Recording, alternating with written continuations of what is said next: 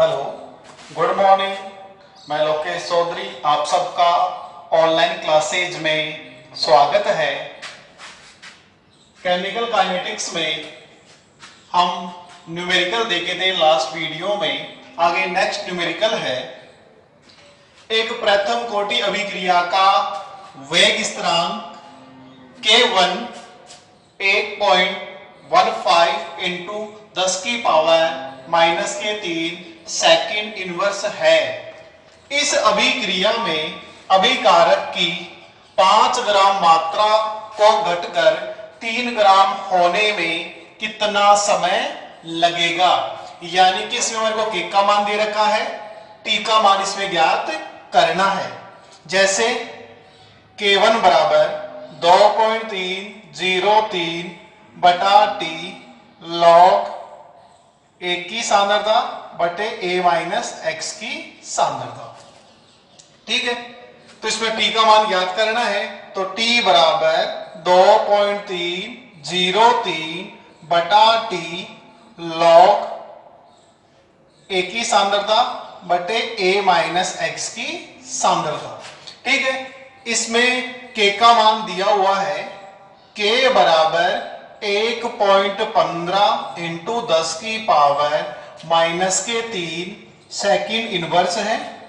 ए का मान 5 ग्राम, ए minus x का मान 3 ग्राम।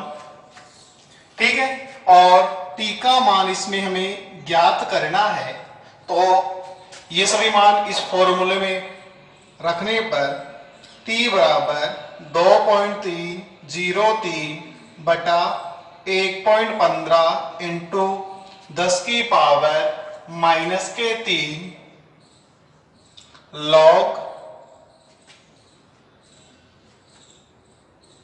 लॉग ए का मान 5 ग्राम और 3 ग्राम, ग्राम से ग्राम कैंसिल हो जाएगा।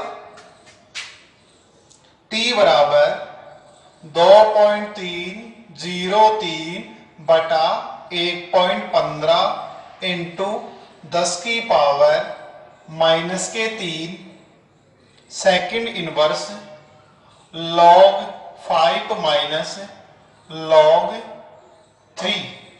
लॉग 5 का मान दे रखा है, टी बराबर 2.303 1.5 इंटू 10 की पावर -3 इंटू लॉग 5 का मान है 0.6990 0.4771। तो इसको माइनस कर लेंगे, माइनस करने पे मान आएगा 91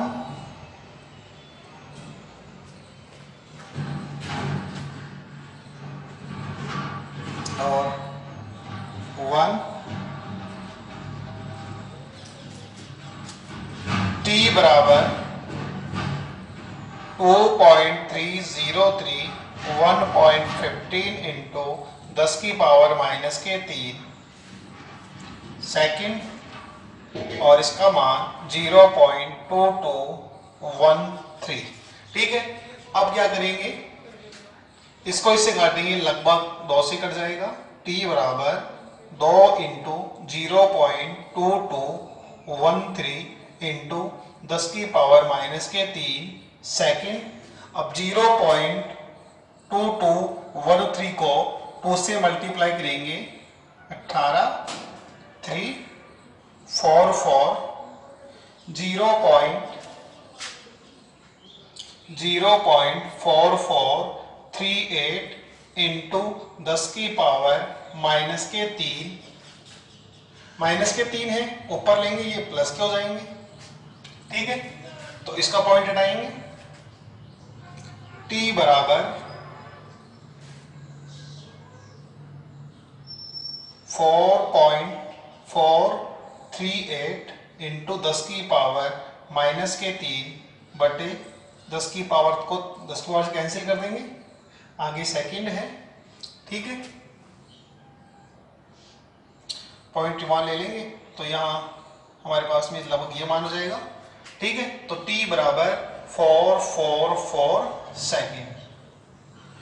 यानी कि दोबारा देखते हैं, एक प्रथम कोटि अभिक्रिया का वेग स्थिरांक 1.15 इंटू 10 की पावर माइनस के 3 सेकेंड है।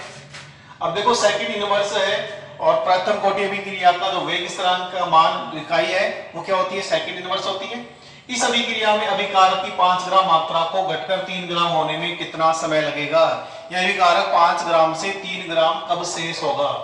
ठीक है, तो ये हमारे पास में K1 का मान ज्ञात करने का फॉर्मूला है, K1 बराबर 2.303 T log A upon A minus x। ठीक है, K का मान ज्ञात करना है, K का मान दिया हुआ है, T का मान ज्ञात करना है, तो T बराबर ले लेंगे, ये मान हमारे को दिए हुए हैं, K का A का A माइनस x का मान यहाँ पे दिया हुआ है, इस फॉर्मूले में रख लेंगे, ग्राम से ग्राम कैंसिल हो जाएगा। यहाँ पे हम सेकंड इनवर्स कर लेंगे, ऊपर आगे सेकंड माइनस में है प्लस में हो जाएगा। ठीक है, log 5 और log 3 का मान 0.6990 0.4771 माइनस कर लेंगे 0.2219 आ जाएगा। इसको काट देंगे 2 से, इसको ऊपर लेंगे माइनस का है प्लस का हो जाएगा, दोनों को मल्टीप्लाई कर देंगे 0.4438 इंटू 10 की पावर 3। इसका पॉइंट हटाएंगे, पॉइंट यहाँ ले लेंगे, 10 की पावर के 3 से कैंसिल कर देंगे, 443.8 सेकेंड। इसका मान लगभग मिले तो 444 सेकेंड।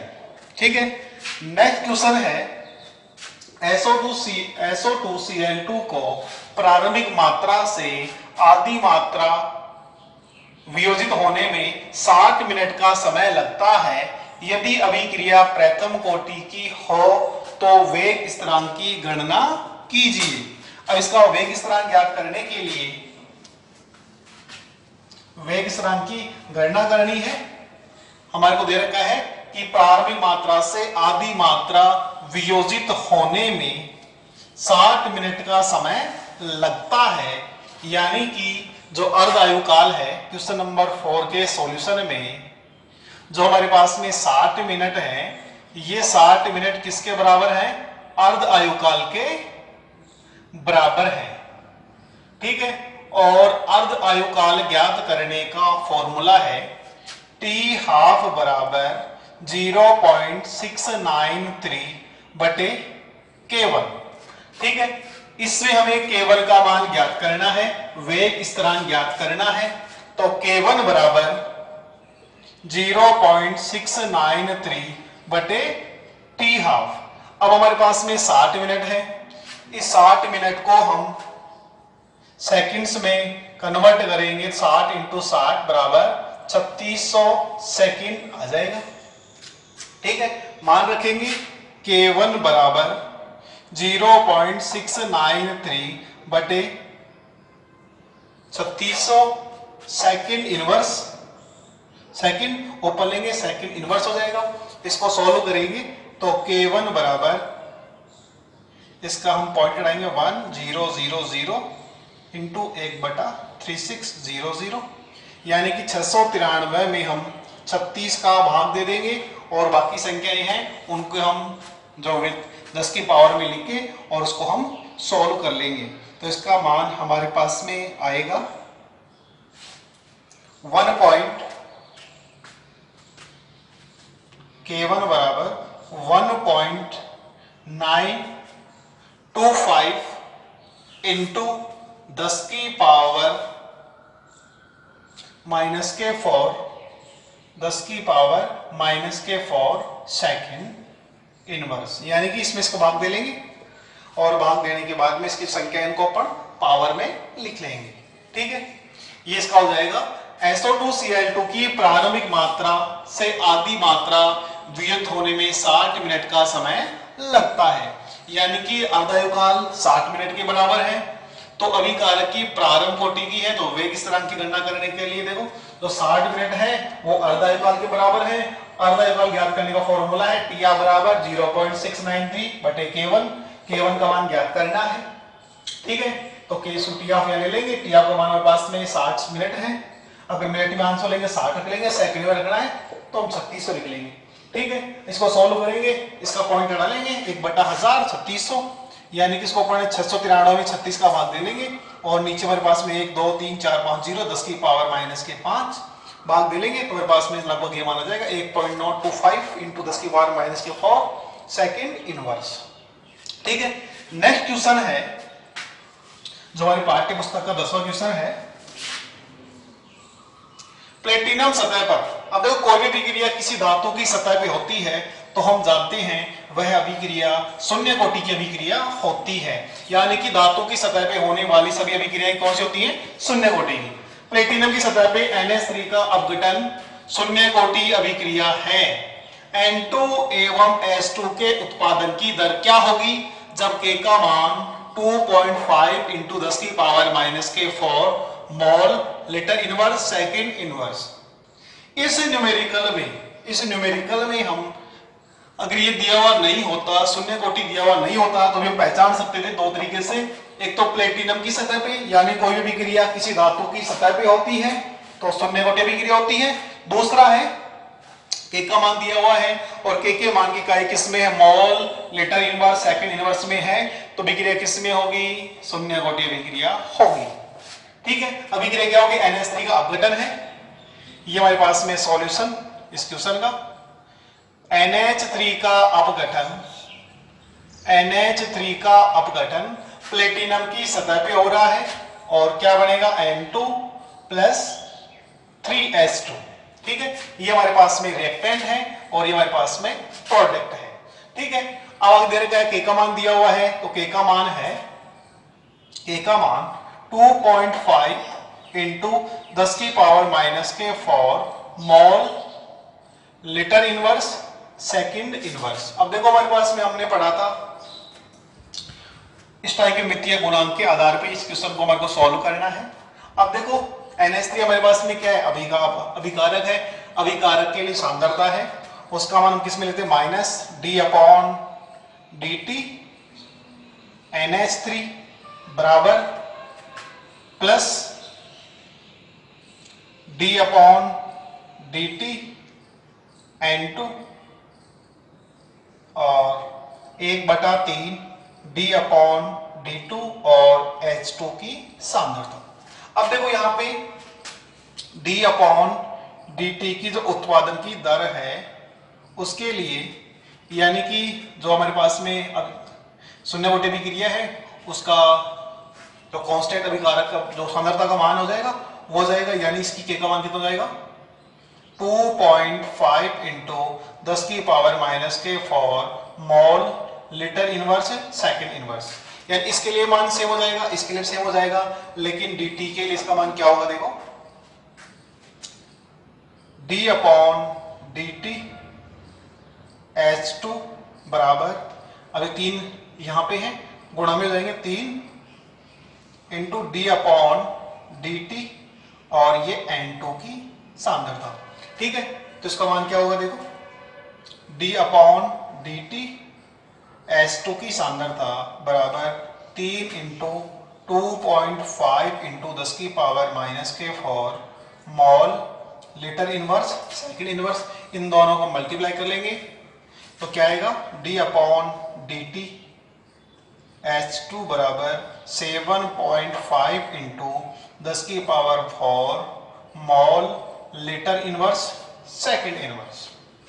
ठीक है, यानी इस क्वेश्चन को हम स्टोइकोमेट्रिक गुणांक के द्वारा ज्ञात करते हैं, जिसमें एक संतुलित रासायनिक अभिक्रिया लेते हैं और अभिक्रिया लेने के बाद में अभिकारक को हम माइनस के द्वारा, उत्पाद को हम प्लस के द्वारा रिप्रेजेंट करते हैं। ठीक है, अब हम यहाँ पे N2 की और S2 की उत्पादन की दर ज्ञात करनी है, तो N2 की दर हमारे पास में ये हो जाएगी।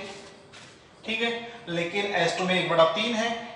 ठीक है, दोनों बराबर में होंगी तो 1/3 है, 3 को साइड में लेंगे, इससे गुणा कर देंगे, इसका मान हो जाएगा। इसके लिए इसकी दर है, विघटन दर है, वो भी यही हो जाएगी, यानी कि NH3 के विघटन की दर का मान ये रहेगा, N2 के उत्पादन की दर ये रहेगी, लेकिन हाइड्रोजन के उत्पादन की दर में इसको अपन 3 से मल्टीप्लाई कर देंगे। ठीक है, ये 3 न्यूमेरिकल यहाँ पे सोल्व हो गए हैं। आगे जैसे टॉपिक चलता रहेगा वैसे न्यूमेरिकल को हम सोल्व करते रहेंगे। अब नेक्स्ट टॉपिक इसमें है छद्म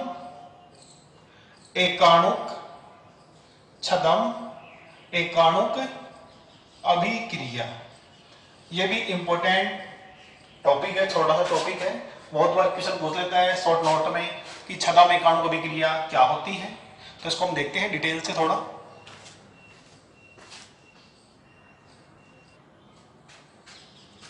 छद्म एकाणुक अभिक्रिया में देखो इसकी डेफिनेशन क्या है। वह रासायनिक अभिक्रिया जिनकी अणु संख्यता, वह रासायनिक अभिक्रिया जिनकी अणु संख्यता 2 हो और कोटि का मान 1 हो, यानी अणु संख्यता का मान 2 हो और कोटि का मान 1 हो, वे अभिक्रियाएं छद्म एकाणुक अभिक्रियाएं कहलाती हैं। इस प्रकार की अभिक्रियाओं में सामान्यतः 2 अभिकारक अणु भाग लेते हैं। कम से कम 2 अणु रहेंगे, 2 से अधिक भी हो सकते हैं। 2 अभिकारक अणु भाग लेते हैं, लेकिन एक अभिकारक के अणु की सांद्रता में परिवर्तन शून्य होता है, यानी कि उसकी सांद्रता में परिवर्तन है वो नगण्य होता है। और वह अभिकारक किसमें होता है? आधिक्य में होता है, यानी अधिक मात्रा में होता है, तो उसकी सांद्रता में परिवर्तन नगण्य होगा, इसलिए उस अभिक्रिया के वेग का अध्ययन नहीं करते हैं। इसलिए अणु संख्यता 2 होगी और कोटि का मान 1 होगा। एग्जाम्पल की बात करें तो एस्टर का अम्लीय माध्यम में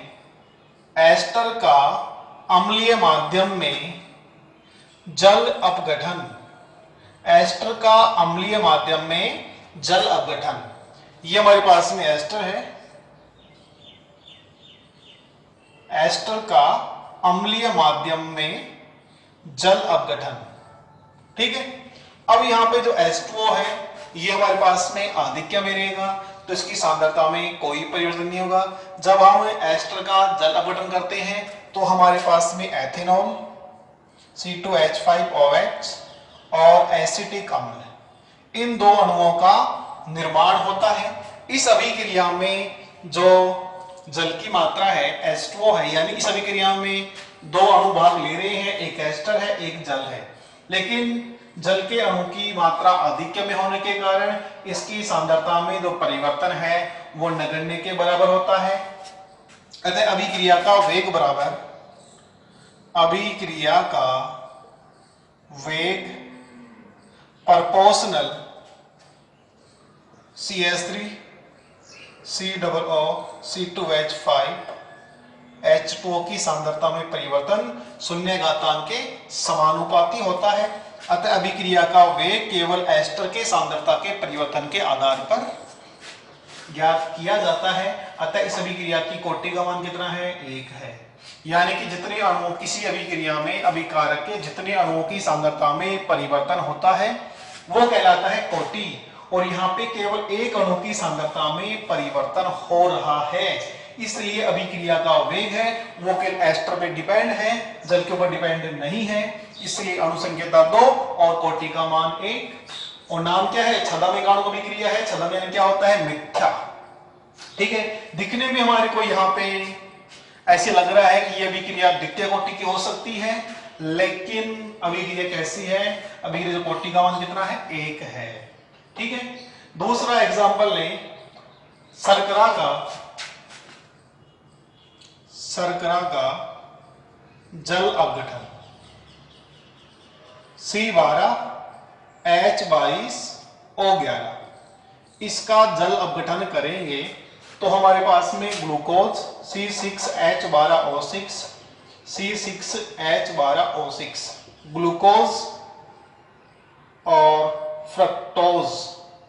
ग्लूकोज और फ्रक्टोज का निर्माण होता है।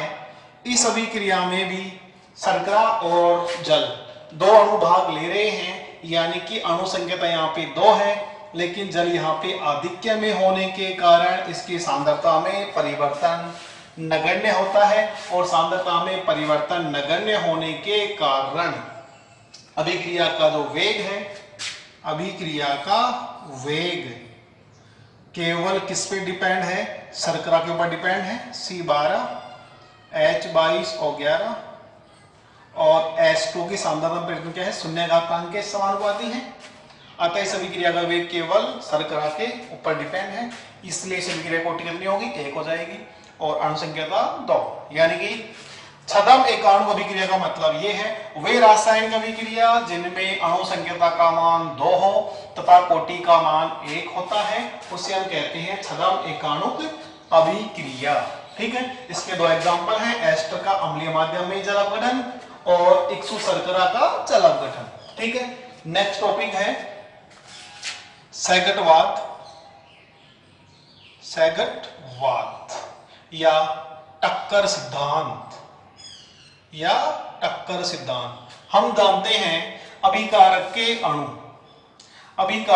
अणु उचित विन्यास में प्रभावी टक्कर होने से उत्पाद का निर्माण करते हैं, जिस दौरान अभिकारक के पुराने बंध टूटते हैं और नए बंध बनते हैं, जिसके बाद में उत्पाद का निर्माण होता है। अब टक्कर किस प्रकार होनी चाहिए, विन्यास कैसा होना चाहिए, ऊर्जा अवरोध क्या है, ठीक है, इसको इंग्लिश में कहते हैं कोलिजन थ्योरी।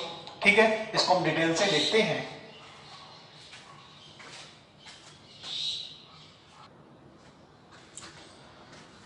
कोलिजन थ्योरी को यानी सैगट सिद्धांत या टक्कर सिद्धांत है। यह सिद्धांत 1916-18 में ट्राउट्स एवं विलियम लेविस नामक वैज्ञानिक ने प्रतिपादित किया।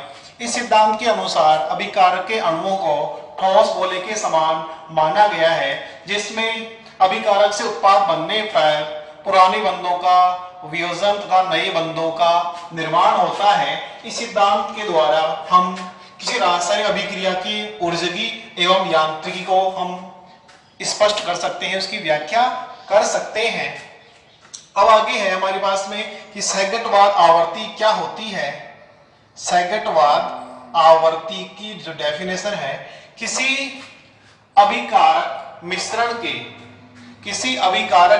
के प्रति इकाई आयतन में प्रति सेकंड होने वाली टक्करों की संख्या सैगटवाद आवर्ती कहलाती है। यानी कि सैगटवाद आवर्ती का मतलब यह है किसी अभिकारक मिश्रण में प्रति इकाई आयतन में प्रति सेकंड होने वाली टक्करों की संख्या को सैगटवाद आवर्ती कहते हैं। सामान्य ताप दाब के ऊपर किसी अभिकारक मिश्रण में सैगट आवर्ती है वो 10 की पावर 25 से 10 की पावर 28 हो सकती है। ठीक है, आगे है कि जो प्राथमिक अभिक्रियाएं या सरल अभिक्रियाएं हैं उनमें जो सैगट आवर्ती है, अगर उसे हम सैगट आवर्ती ZAB हो तो आर्यनीय समीकरण के द्वारा उसको हम निम्न प्रकार रिप्रेजेंट कर सकते हैं। A+B, ये दो हमारे पास में अभिकारक हैं, इन दोनों में टक्कर होती है।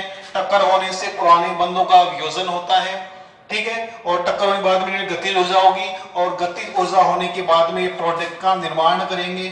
ठीक है, अब प्रोडक्ट का निर्माण करने के लिए आर्यनीय समीकरण के अनुसार K बराबर ZAB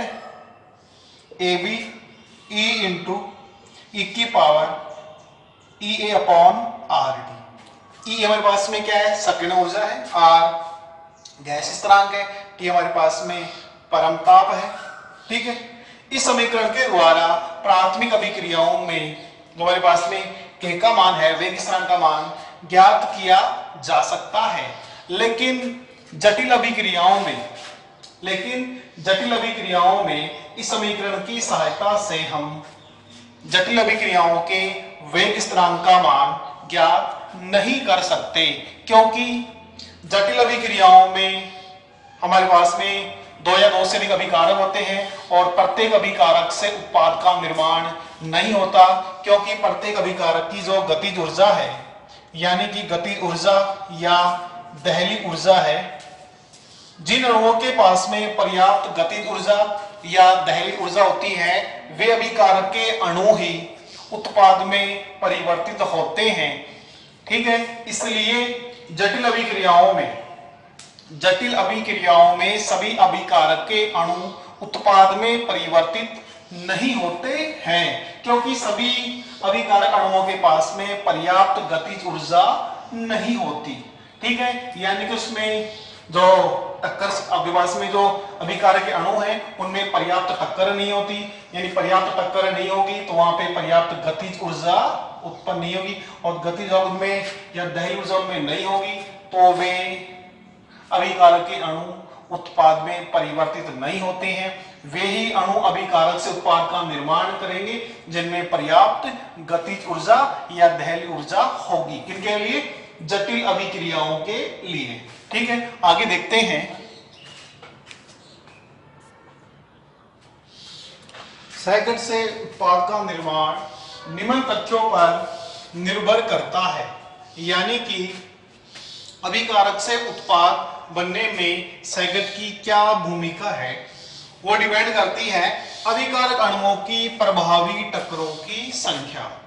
यानी अभिकारक के अणु हैं वो प्रभावी टक्करों की संख्या, अभिकारक अणुओं का सक्रिय अवस्था में उपस्थित होना, अभिकारक अणुओं का उचित अभिविन्यास और पर्याप्त न्यूनतम ऊर्जा। यानी किसी भी अभिकारक अणुओं के पास में ये चीजें होंगी तो वह उत्पाद में परिवर्तित हो सकता है। ठीक है, अब प्रभावी टक्कर क्या होती है? प्रभावी टक्कर का मतलब यह है कि वे सैकड़ जो वास्तव में अभिकारक से उत्पाद बनाने में सक्षम होते हैं उन्हें कहते हैं प्रभावी टक्कर। यानी जिससे प्रभावी टक्कर का मतलब यह है कि जो टक्कर हो वो प्रभावी होगी तो उसमें अभिकारक के पुराने बंध टूटकर नए बंधों का निर्माण हो जाएगा। ठीक है, दूसरा है यानी कि कोई भी हमारे पास में अभिकारक से उत्पाद बनने के लिए दो चीजें होनी चाहिए, उचित अभिविन्यास और ऊर्जा अवरोध। उचित अभिविन्यास का मतलब ये है कि दो अभिकारक उचित दिशा में प्रभावी टक्कर करके अभिकारक से उत्पाद में रूपांतरित हो जाते हैं या परिवर्तित हो जाते हैं, उसे हम कहते हैं उचित अभिविन्यास। ठीक है, अब हमारे पास में देखो अभिविन्यास है, जैसे मान लो हमारे पास में ए बी अणु है, एक ए ये है, ठीक है, ये हमारे पास में बी है। अब इन दोनों में टक्कर होगी तो इन दोनों में तो पर्याप्त टक्कर हो जाएगी, लेकिन इन दोनों में टक्कर पर्याप्त नहीं होगी तो हमारे पास में अभिकारक के अणु में अनुचित अभिविन्यास होने के कारण उत्पाद का निर्माण नहीं होगा। अनुचित अभिविन्यास, नो प्रोडक्ट। फिर हमारे पास में देखो ए और बी इन दोनों में टक्कर होगी तो 2AB का निर्माण हो जाएगा, यानी अभिकारक के अणु उत्पाद में परिवर्तित हो जाएंगे। यदि अभिकारक के अणु उचित दिशा में अभिविन्यासित होकर प्रभावी टक्कर करते हैं तो पुराने बंधों का आसानी से वियोजन होकर उत्पाद का निर्माण हो जाता है। ठीक है, जैसे हमारे पास में NO2 नाइट्रोजन डाइऑक्साइड के दो अणु हैं, इन दोनों में टक्कर हो N2O4 का निर्माण हो जाए। ठीक है, अगर इसमें ऐसे होता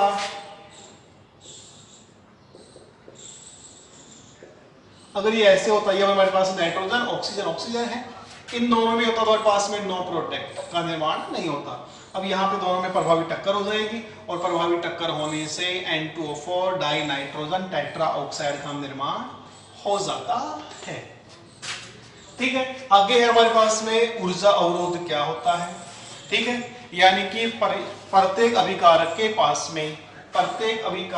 में क्या होती है, टक्कर के पश्चात क्या होती है, गतिज ऊर्जा या दहली ऊर्जा। अगर सभी अणुओं के पास, जितने भी हमारे पास अभिकारक के अणु हैं उनमें पर्याप्त गतिज ऊर्जा होती है तो पर्याप्त गतिज ऊर्जा होने के कारण अभिकारक से उत्पाद बनने में जो ऊर्जा अवरोध है उसको आसानी से पार कर लेते हैं और अभिकारक से उत्पाद का निर्माण हो जाता है।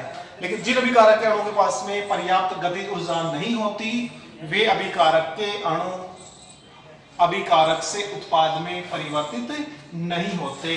यानी अभिकारक से उत्पाद में परिवर्तित होने के लिए पर्याप्त गतिज ऊर्जा या पर्याप्त दहली ऊर्जा होनी चाहिए जिससे वे ऊर्जा अवरोध को पार करके और उत्पाद का निर्माण कर सकें।